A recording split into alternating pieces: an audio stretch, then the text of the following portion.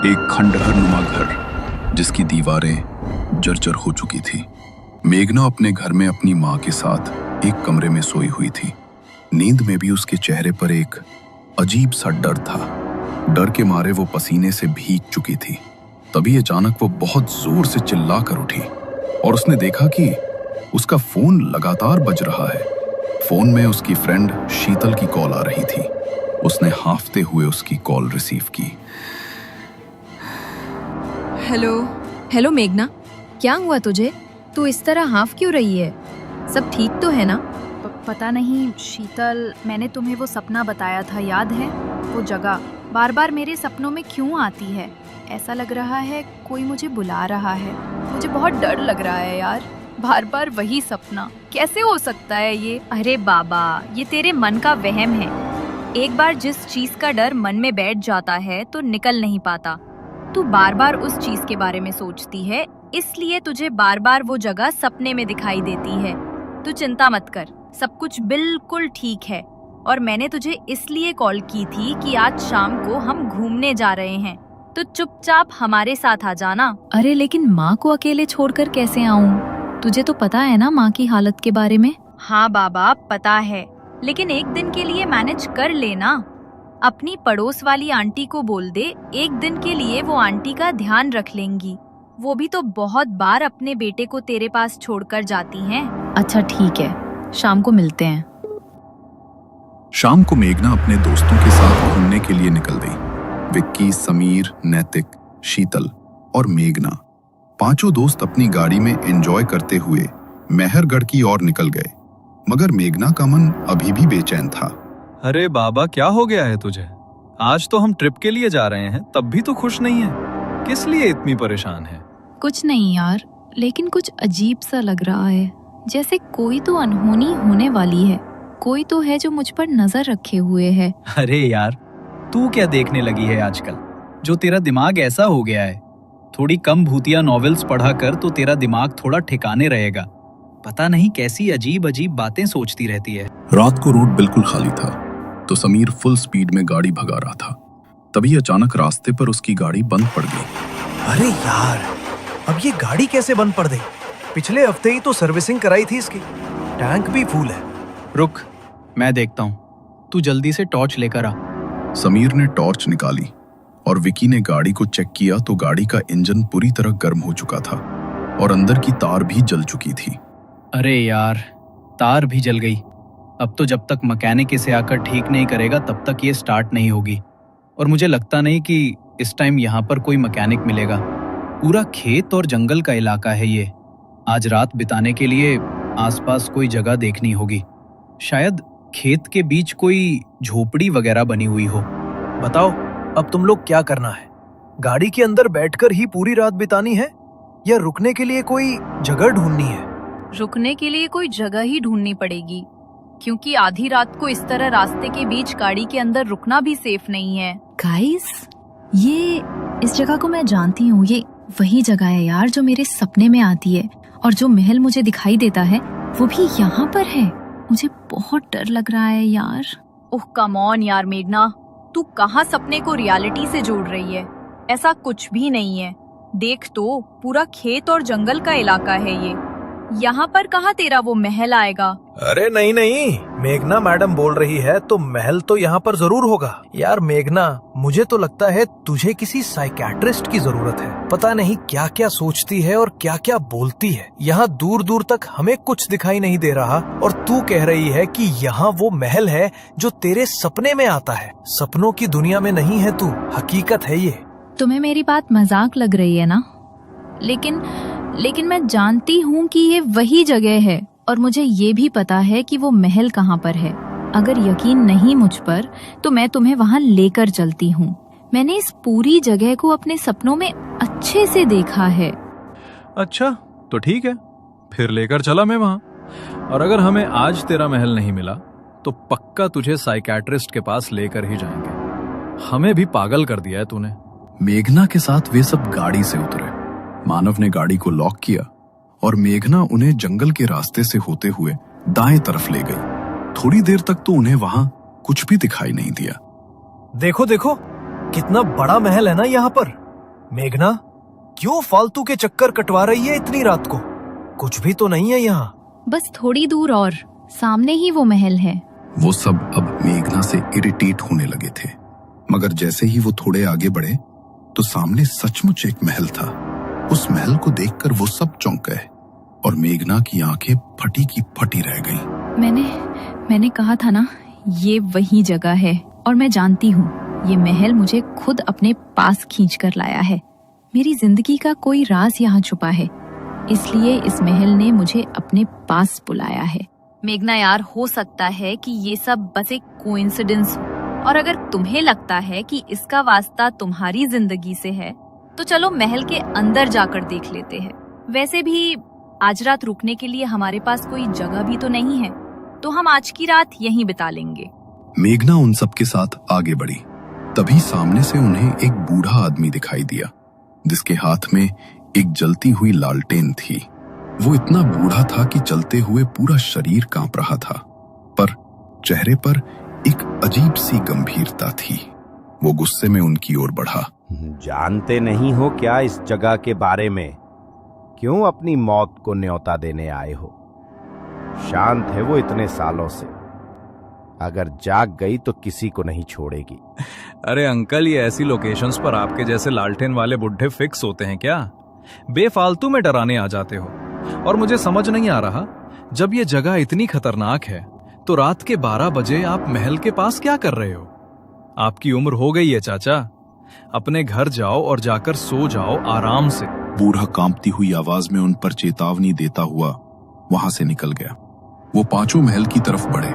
मेघना ने पीछे मुड़कर देखा तो वो बूढ़ा आदमी मेघना की तरफ ही देख रहा था। उसने मेघना को एक अजीब सी मुस्कान दी। वो मुस्कान मेघना को और भयभीत कर गई। वे पांचों अब महल के दरवाजे पर पहुंचे। दरवाजे पर ढेर सारे ताबीज बंधे हुए थे। ये ताबीज ऐसा लगता है जैसे किसी शक्ति को अंदर रोक कर रखने के लिए इन्हें बांधा गया है। अरे यार, अब तो जो भी हो, इन ताबीजों को तोड़कर ही अंदर जाना पड़ेगा, वरना तेरे सपने की सच्चाई कैसे पता चलेगी कि किसने तुझे यहाँ बुलाया है। समीर ने बिना कुछ सोचे समझे उन ताबीजों को तोड़ दिया। उसने महल का दरवाजा खोला। वो जैसे ही महल के अंदर पहुंचे तो वहां घुप अंधेरा था। विक्की ने अपने बैग से टॉर्च निकालकर उसे जलाया तो महल में हर तरफ जाले लगे हुए थे और पूरा महल मानो धूल की चादर में लिपटा हुआ था। हर तरफ से एक अजीब सी किरकिर की आवाज गूंज रही थी। तभी विक्की ने टॉर्च को दूसरी दिशा में घुमाया और तभी एक चमगादड़ों का झुंड आकर उनके ऊपर झपट पड़ा। ओह माय गॉड, ये तो हमने सोचा ही नहीं कि यहाँ चमगादड़ होंगे। अगर ये एक बार शरीर से चिपक गए तो निकलना मुश्किल हो जाएगा। निकलो यहाँ से, ये बढ़ते जा रहे हैं। एक के बाद एक चमगादड़ उनके सर पर मंडराने लगे। वो सभी दौड़कर दरवाजे की तरफ भागे, लेकिन हवा के झोंके से दरवाजा अचानक बंद हो गया। उन्होंने दरवाजा खोलने की बहुत कोशिश की, लेकिन दरवाजा मानो जाम हो गया। जैसे तो वो महल चाहता ही नहीं था कि अब वो पांचों उस महल से बाहर निकल सके। अरे, अब इस दरवाजे को क्या हो गया? खुले क्यों नहीं रहा? कहीं तू हमें सच में भूतिया महल में तो नहीं ले आई? पता नहीं यार, पर यहाँ कुछ तो अजीब सा महसूस हो रहा है मुझे। जैसे ही मेघना ने ये कहा, एक जोर का झोंका आया और चमगादड़ों की किर किर वाली आवाज अचानक शांत हो गई। वे पीछे मुड़े। जहाँ कुछ ही पल पहले चमगादड़ मंडरा रहे थे, अब चारों तरफ सन्नाटा पसर गया था।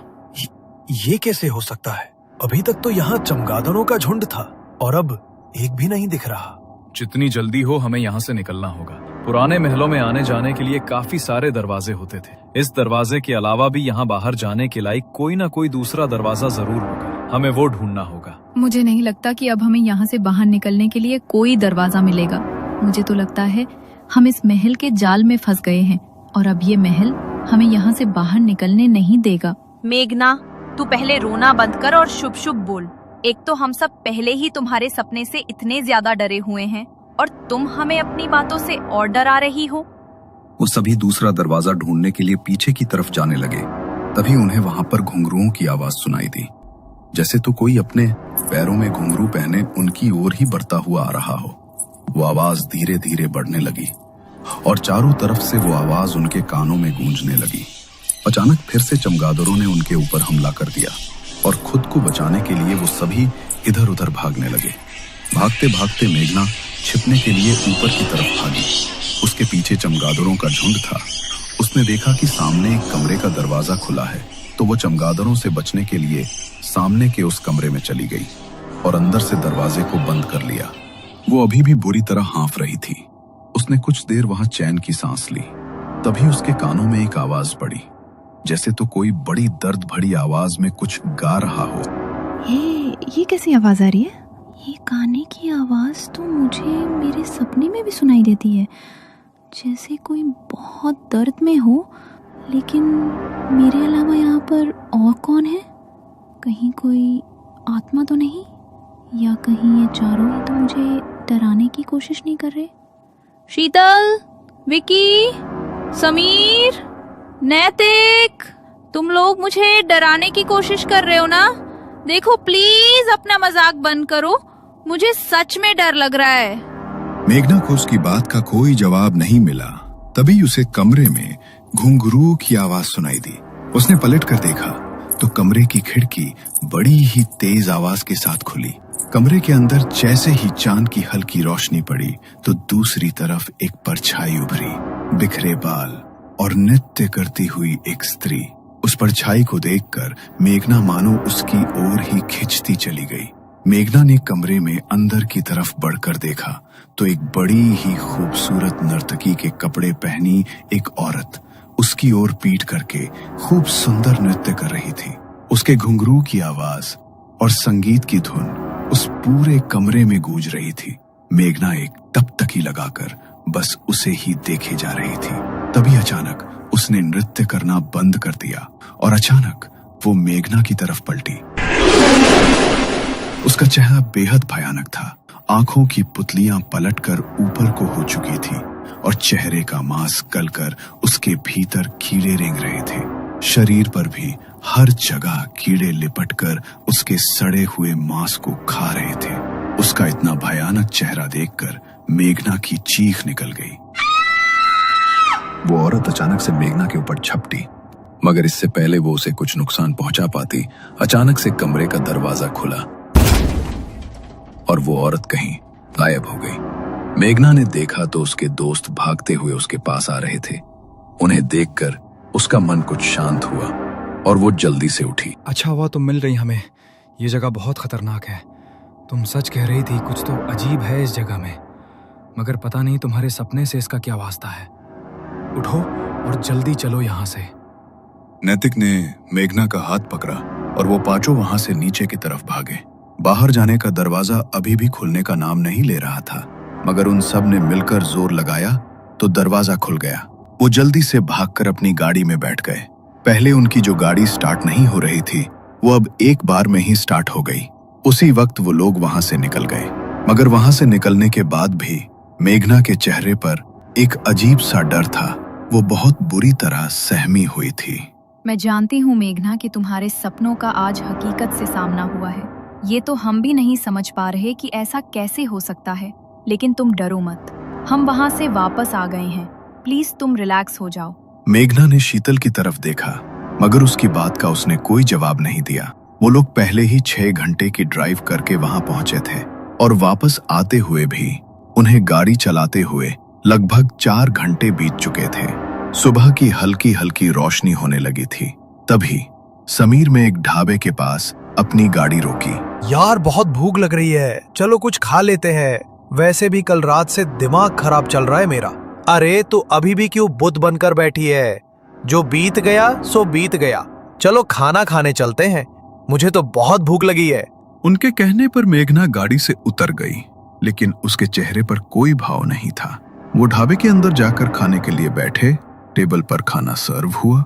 मेघना के सामने पानी का भरा गिलास रखा था। उसने जैसे ही उसके अंदर देखा तो उसमें उसे उसी औरत की परछाई दिखाई दी जो पीछे से उसकी ओर झपट रही थी। ये देखकर मेघना ने उस गिलास को उठाकर दूर फेंक दिया और जोर जोर से चिल्लाने लगी। उसका पूरा शरीर कांपने लगा और पसीने से भीग गया। उसके ऐसी हालत देखकर उसके दोस्त भी बुरी तरह घबरा गए। वो मुझे मार डालेगी, वो यहाँ तक मेरे पीछे आ गई है। मुझे उससे बचा लो, वो मुझे मार डालेगी। कोई तुम्हें नुकसान नहीं पहुंचाएगा मेघना, यहाँ कोई नहीं है। प्लीज डरना बंद करो। कल जो हुआ उसे भूल जाओ। हम सब तुम्हारे साथ हैं, तुम्हें कुछ नहीं होगा। गाइस प्लीज चलते हैं यहाँ से। मेघना की हालत देखो। मेघना की हालत देखकर वो सब वहां से निकल गए। सबसे पहले उन्होंने मेघना को उसके घर ड्रॉप किया। मेघना की बीमार माँ अपने बिस्तर पर लेटी सोई हुई थी। मेघना ने अपनी माँ और अपने बंजर घर की हालत देखी तो परेशान होकर चारपाई पर बैठ गई। समझ नहीं आता ये कैसी जिंदगी दी है भगवान ने मुझे। पैदा हुई तो पापा को छीन लिया और जब से होश संभाला तब से माँ को इस चारपाई पर ही देखा। पता नहीं माँ कभी ठीक हो पाएंगी या नहीं। मैंने कौन से बुरे कर्म किए होंगे कि माँ को इतना दुख सहना पड़ा। और कल रात जो हुआ उसके बाद तो मेरा मन और ज्यादा घबरा रहा है। मेघना की आवाज सुनते ही उसकी माँ की नींद टूट गई। वे धीरे धीरे अपने बिस्तर से उठी और लड़खड़ाती आवाज में मेघना को पुकारने लगी। आ गई तू, जरा मुझे एक गिलास पानी दे दे। मेघना ने सहारा देकर अपनी माँ को उठाया और उसे पानी पिलाया। उसकी माँ की हालत इतनी खराब थी कि पानी पीते हुए भी आधा पानी उनके मुंह से नीचे गिर रहा था। मेघना हर रोज अपनी माँ की हालत देखकर रोने लगती थी। ना तो इतने सालों से उसकी माँ की हालत में कोई सुधार आया था और ना ही भगवान उन्हें अपने पास बुलाता था। अपनी माँ का दुख देखकर मेघना हर दिन तड़पती थी। रात हुई मगर मेघना के दिमाग से कल रात की बातें नहीं जा रही थी। उसे बार बार आंखें बंद करते ही वो जगह और वो औरत अपनी आंखों के सामने दिखाई दे रही थी। आखिर क्यों दिखती है मुझे वो जगह, और वो मेरा वहम भी नहीं है। उस जगह को कल मैंने अपनी आंखों से देखा है और वही औरत, वही नृत्य, वही गाने की आवाज। बार बार मुझे ऐसा क्यों लग रहा है कि उसका नाता मेरे अतीत से जुड़ा हुआ है। कुछ बुरा, कुछ बहुत बुरा। ये सब सोचते सोचते मेघना की आंख लग गई। बड़ी मुश्किल से उसे आज नींद आई थी मगर जैसे ही वो गहरी नींद में जाने लगी तभी उसे दरवाजे पर ठक ठक की आवाज सुनाई दी। उस आवाज से वो अचानक से नींद में हड़बड़ा कर उठी। कुछ पल के लिए वो आवाज शांत हो गई। मेघना को लगा शायद वो कोई ऐसा सपना देख रही थी मगर वो जैसे ही दोबारा अपनी आंखें बंद करने लगी तभी फिर से दरवाजे पर ठक ठक की वही आवाज हुई। इतनी रात को दरवाजे पर कौन आया होगा? अगर मैं दरवाजा नहीं खोलूंगी तो माँ की नींद टूट जाएगी। माँ की नींद न टूट जाए इसलिए मेघना ने दरवाजा खोल दिया मगर दरवाजे के बाहर उसने जो देखा वो देखकर उसकी रूह कांप गई। नर्तकी के कपड़े पहने एक औरत अपने चेहरे पर घूंघट लिए ठीक उसके सामने खड़ी थी।